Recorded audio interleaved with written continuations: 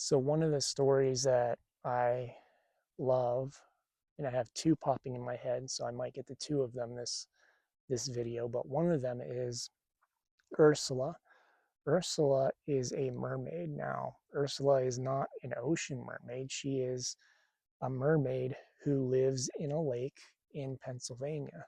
And I came across her while I was working with Sasquatches. I was going into the mountains and found a lake and sitting by it one day, and this energy swam up, and I'm looking in the water and I can see her face looking back at me, this very feminine aquatic face, fins on her ear.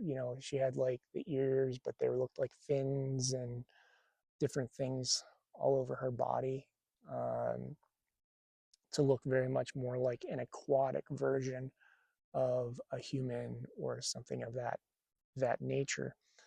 Very beautiful bluish green coloring, probably more of like a uh,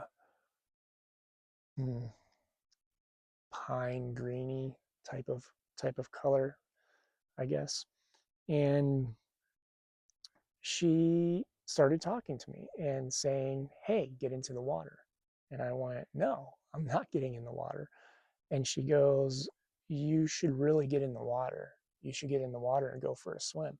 She was telepathically trying to get me into a space where I would enter the water of my own free will, and she could play with me because she was a mermaid, a being who, from my experience, this isn't all of them, but from my experience, the majority of water beings are very distrusting of humans and very um, cautious, but also playful. And some of them can be very manipulative to a point of like they're having fun, but you're making the choice to do it, type of thing.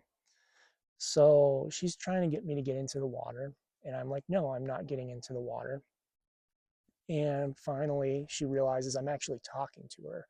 I'm not saying in my mind, no, I'm not getting in the water. I'm actually telepathically responding to her questions. And she goes, "Oh, you can understand me. You can see me." And I start talking to her. And she's like, "Why won't you get in the water?" I'm like, "I know why you want me in the water. I know you want to play a game or something." And she's kind of like, "Oh, you got me." And then realized in an instant all of the energy around her that was very cautious, manipulative, distrusting, those types of things, because I was a human, disappeared in an instant. She became a friend. She became a friend because I knew how to engage with her. I knew she existed, I acknowledged her, and I was able to respond and respond with love and be sovereign at the same time, sovereign in my own self. So I would go back and visit her. I sat there with her with Kunlai. Kunlai is a Sasquatch. I went and visited Kunlai one day, and Kunlai walked out of the woods, and there were people on the lake. And I think I had gone down and like into the mountains and worked with Kunlai that day, and she kind of followed me up, if I remember correctly. But I went and I sat on this rock, and Kunlai sits on a rock to my right, and Ursula swam up to my left. She would normally swim up beside this one rock. And we watched and sat there watching people on the, the lake.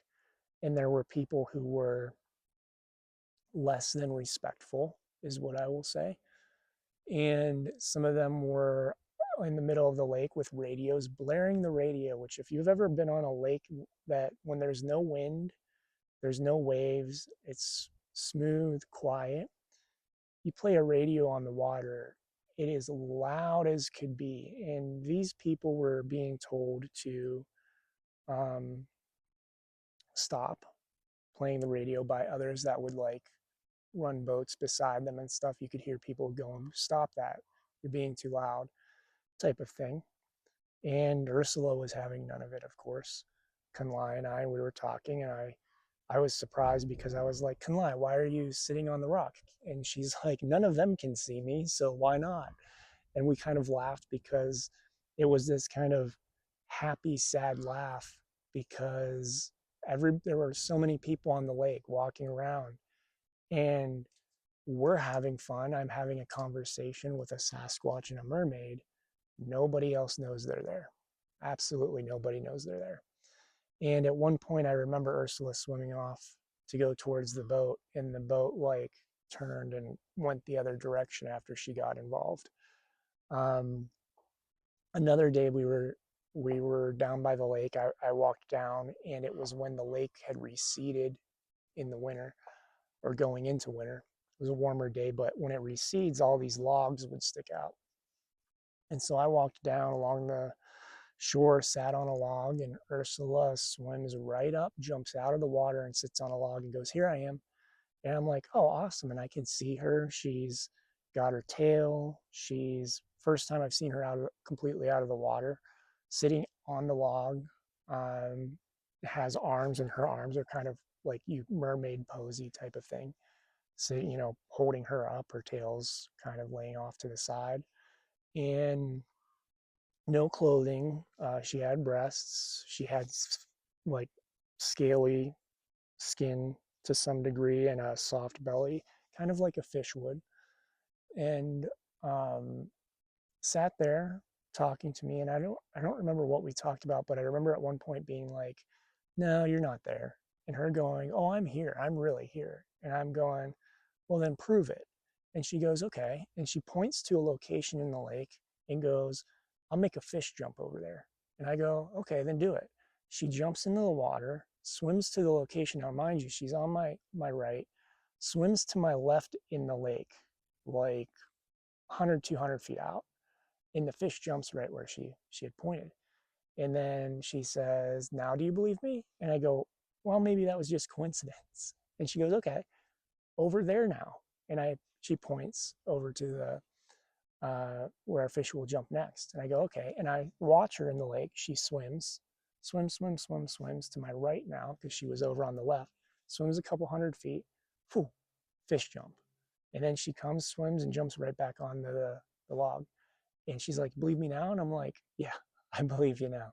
And I was still a little cautious of it, but it was proof to me that no, she was really living in the lake. Now, the lake would dry up occasionally, and I would, and it wouldn't dry up completely, but it would get really low. And I was like, "Well, what happens if the lake gets really low?" And she's like, "Oh, we just go to another space." And it took me a few years to realize that the other space was like water is a portal. She can portal between different uh, forms of water, essentially.